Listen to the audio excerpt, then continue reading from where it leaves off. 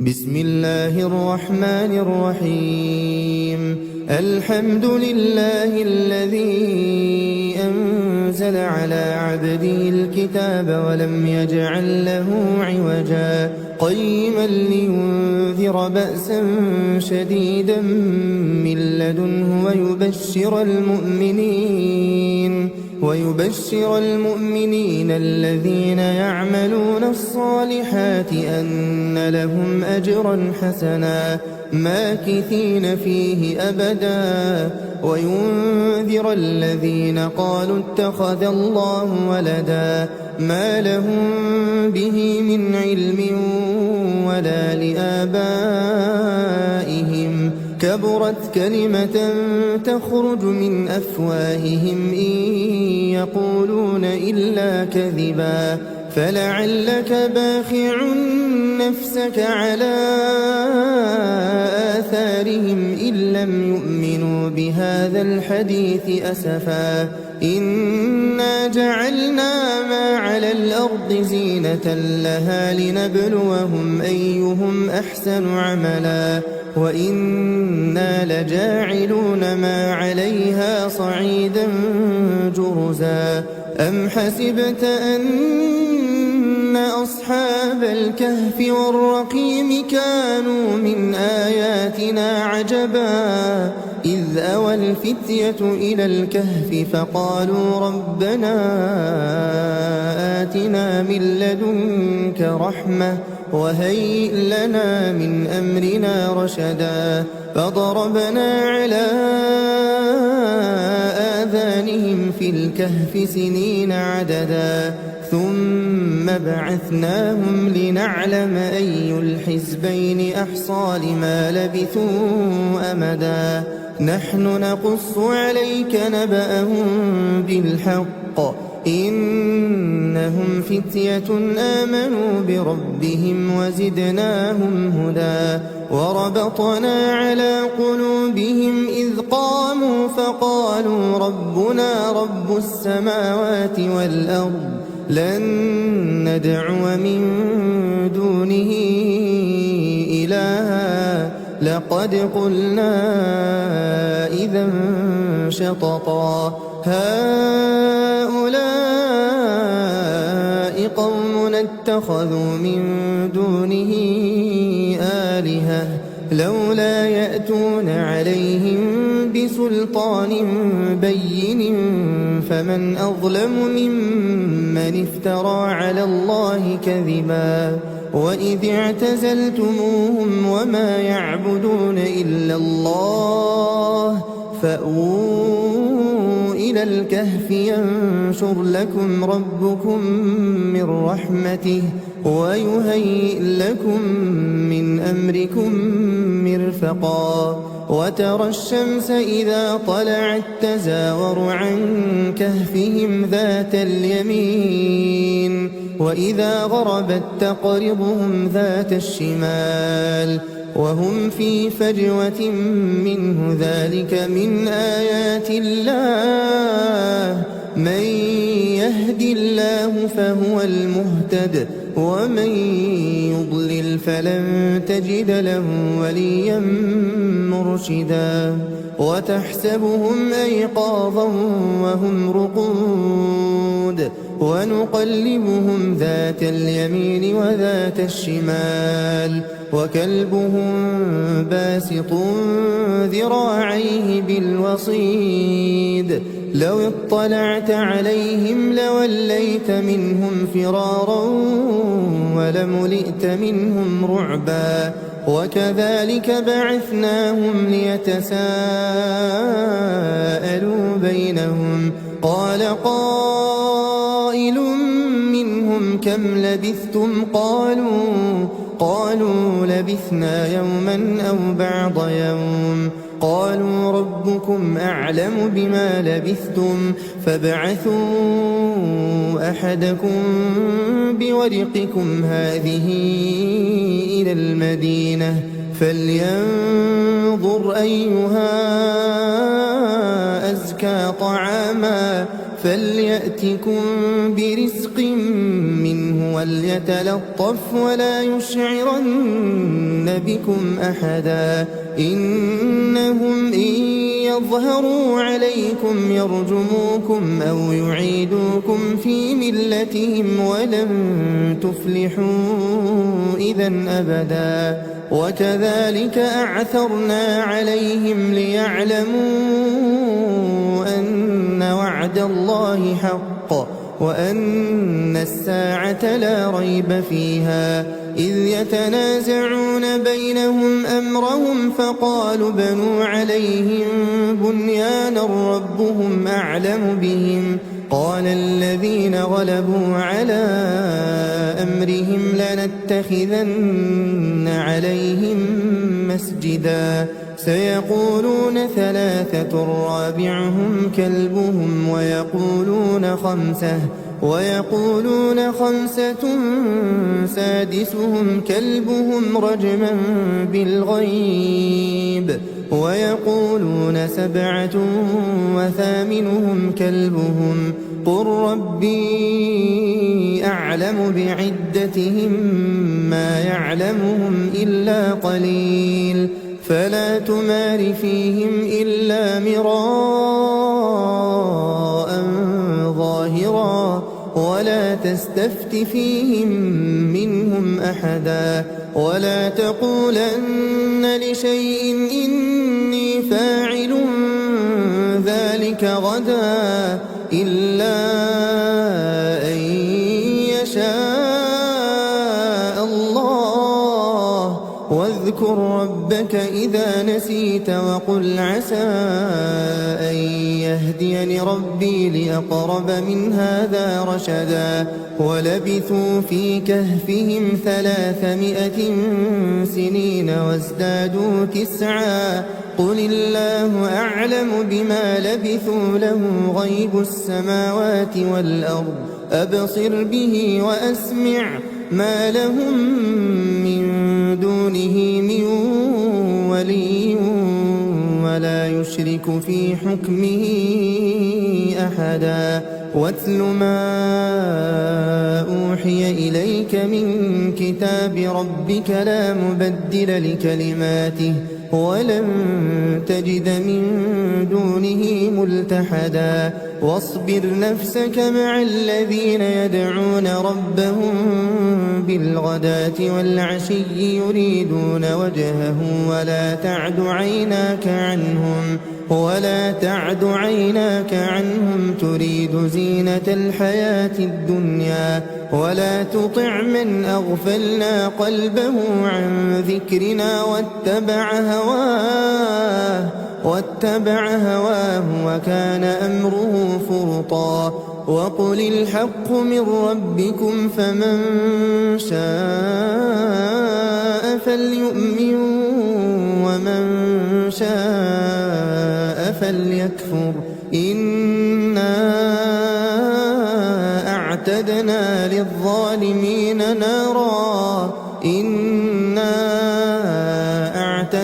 للظالمين نارا أحاط بهم سرادقها وإن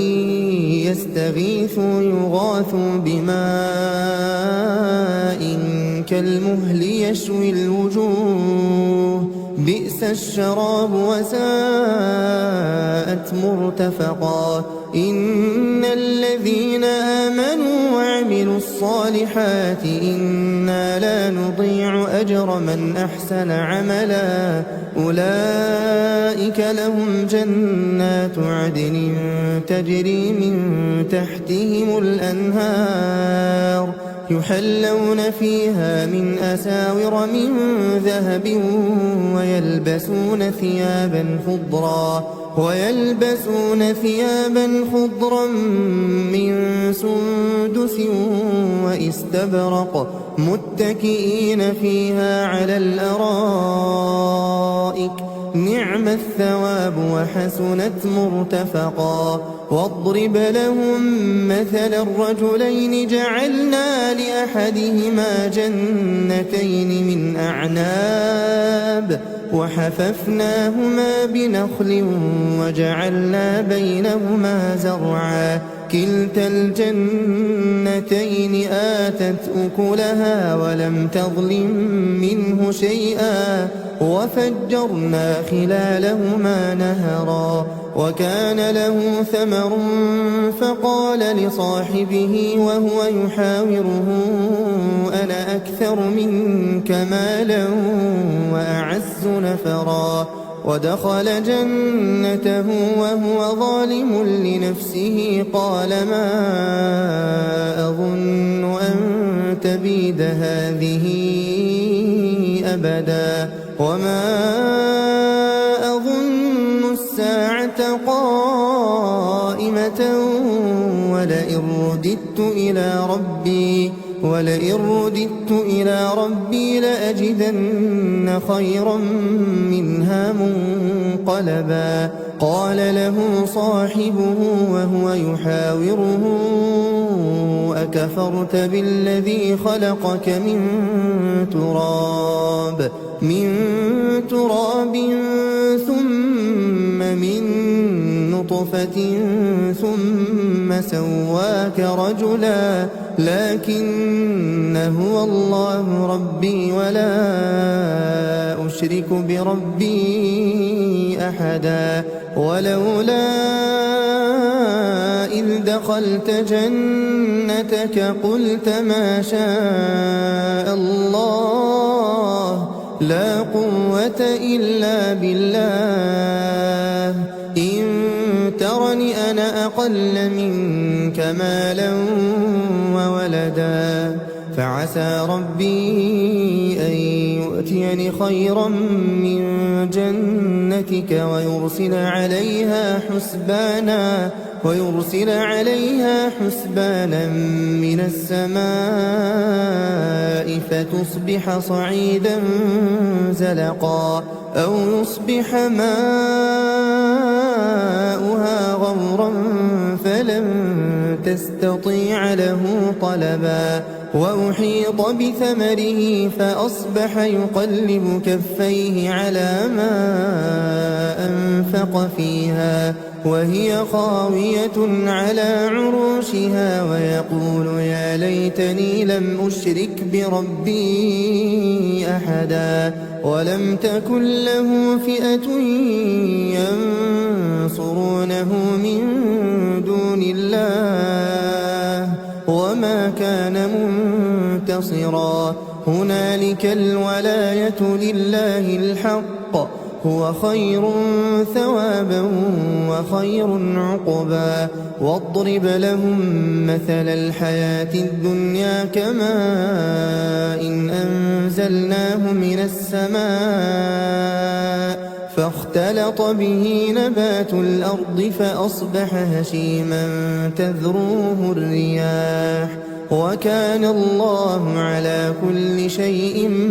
مقتدرا المال والبنون زينة الحياة الدنيا والباقيات الصالحات خير عند ربك ثوابا وخير أملا ويوم نسير الجبال وترى الأرض بارزة وحشرناهم فلم نغادر منهم أحدا وعرضوا على ربك صفا لقد جئتمونا كما خلقناكم أول مرة بل زعمتم أن لن نجعل لكم موعدا ووضع الكتاب فترى المجرمين مشفقين مما فيه ويقولون يا ويلتنا ما لهذا الكتاب لا يغادر صغيرة ولا كبيرة إلا أحصاها ووجدوا ما عملوا حاضرا ولا يظلم ربك أحدا وإذ قلنا للملائكة اسجدوا لآدم فسجدوا إلا إبليس كان من الجن ففسق عن أمر ربه أفتتخذونه وذريته أولياء من دوني وهم لكم عدو بئس للظالمين بدلا ما أشهدتهم خلق السماوات والأرض ولا خلق أنفسهم وما كنت متخذ المضلين عضدا ويوم يقول نادوا شركائي الذين زعمتم فدعوهم فلم يستجيبوا لهم وجعلنا بينهم موبقا ورأى المجرمون النار فظنوا أنهم مواقعوها ولم يجدوا عنها مصرفا ولقد صرفنا في هذا القرآن للناس من كل مثل وكان الإنسان أكثر شيء جدلا وما منع الناس أن يؤمنوا إذ جاءهم الهدى ويستغفروا ربهم إلا أن تأتيهم سنة الأولين أو يأتيهم العذاب قبلا وما نرسل المرسلين إلا مبشرين ومنذرين ويجادل الذين كفروا بالباطل ليدحضوا به الحق واتخذوا آياتي وما أنذروا هزوا ومن أظلم ممن ذكر بآيات ربه فأعرض عنها ونسي ما قدمت يداه إنا جعلنا على قلوبهم أكنة أن يفقهوه وفي آذانهم وقرا وإن تدعهم إلى الهدى فلن يهتدوا إذا أبدا وربك الغفور ذو الرحمة لو يؤاخذهم بما كسبوا لعجل لهم العذاب بل لهم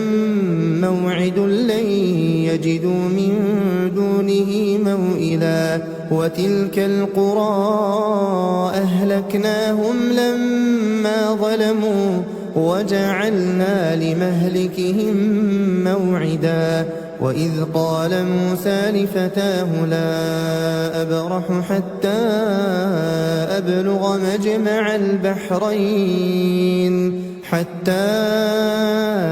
أبلغ مجمع البحرين أو أمضي حقبا فلما بلغا مجمع بينهما نسيا حوتهما فاتخذ سبيله في البحر سربا فلما جاوزا قال لفتاه آتنا غداءنا لقد لقينا من سفرنا هذا نصبا قال أرأيت إذ أوينا إلى الصخرة فإني نسيت الحوت وما أنسانيه إلا الشيطان أن أذكره واتخذ سبيله في البحر عجبا قال ذلك ما كنا نبغي فارتدا على آثارهما قصصا فوجدا عبدا من عبادنا آتيناه رحمة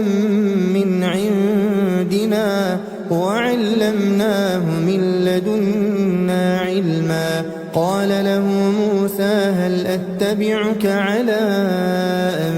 تعلمني مما علمت رشدا قال إنك لن تستطيع معي صبرا وكيف تصبر على ما لم تحط به خبرا قال ستجدني إن شاء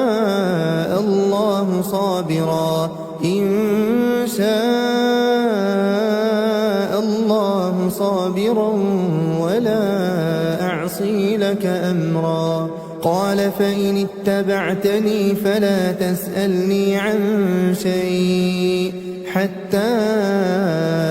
أحدث لك منه ذكرا فانطلقا حتى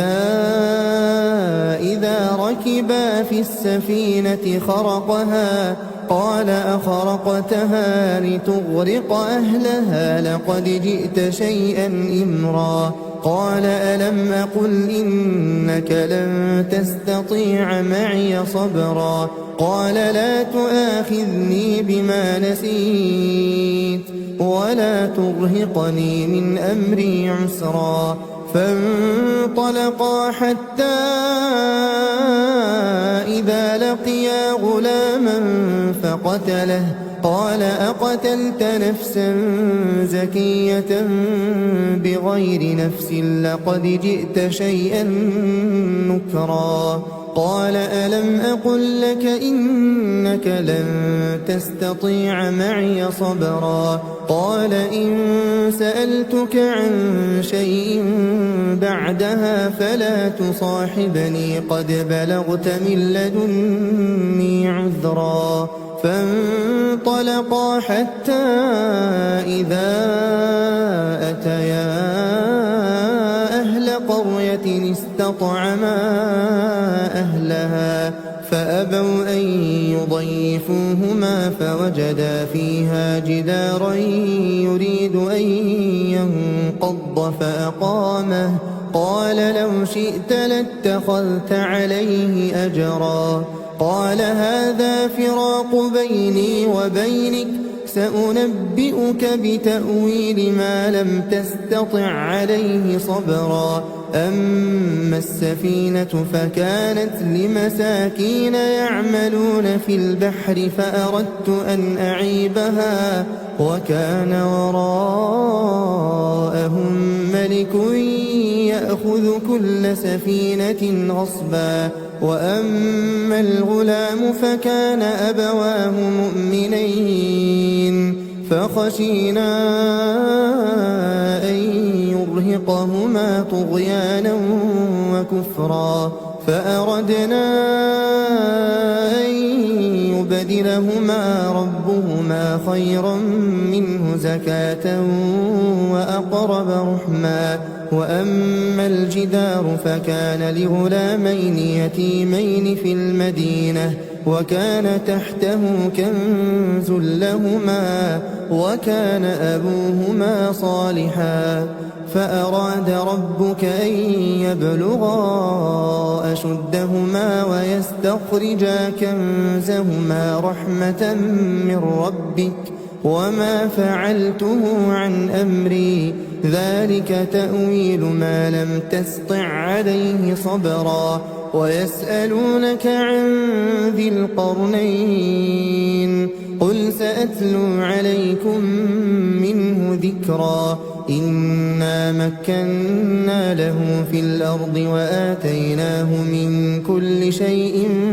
سببا فأتبع سببا حتى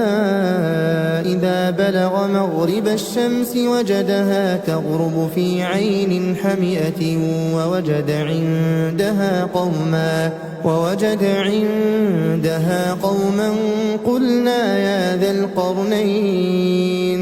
قلنا يا ذا القرنين إما أن تعذب وإما أن تتخذ فيهم حسنا قال أما من ظلم فسوف نعذبه ثم يرد إلى ربه فيعذبه عذابا نكرا وأما من آمن وعمل صالحا فله جزاء الحسنى وسنقول له من أمرنا يسرا ثم أتبع سببا حتى إذا بلغ مطلع الشمس وجدها تطلع على قوم لم نجعل لهم من دونها سترا كذلك وقد أحطنا بما لديه خبرا ثم أتبع سببا حتى إذا بلغ بين السدين وجد من دونهما قوما لا يكادون يفقهون قولا قالوا يا ذا القرنين إن يأجوج ومأجوج مفسدون في الأرض فهل نجعل لك خرجا على أن تجعل بيننا وبينهم سدا قال ما مكني فيه ربي خير فأعينوني بقوة أجعل بينكم وبينهم ردما آتوني زبر الحديد حتى إذا ساوى بين الصدفين قال انفخوا حتى إذا جعله نارا قال آتوني أفرغ عليه قطرا فما استطاعوا أن يظهروه وما استطاعوا له نقبا قال هذا رحمة من ربي فإذا جاء وعد ربي جعله دكاء وكان وعد ربي حقا وتركنا بعضهم يومئذ يموج في بعض ونفخ في الصور فجمعناهم جمعا وعرضنا جهنم يومئذ للكافرين عرضا الذين كانت أعينهم في غطاء عن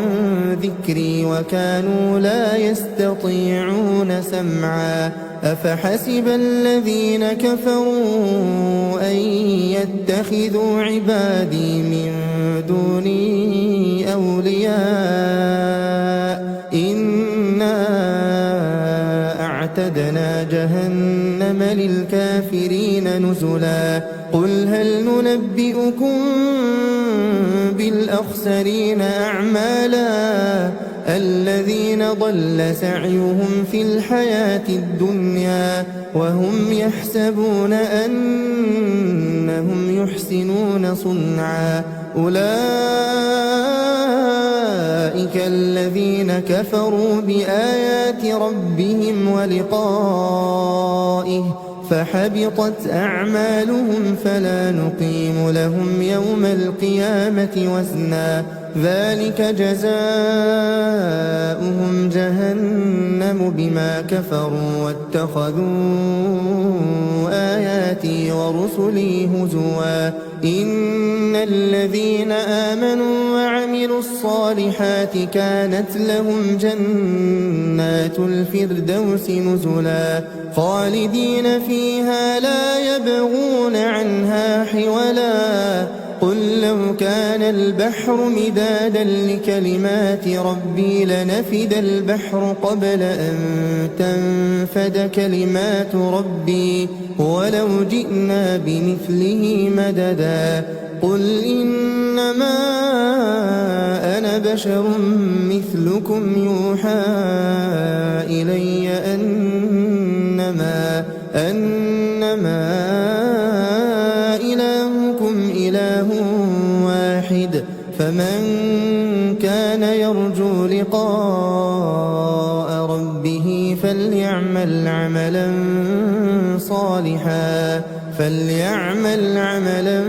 صالحا ولا يشرك بعبادة ربه أحدا.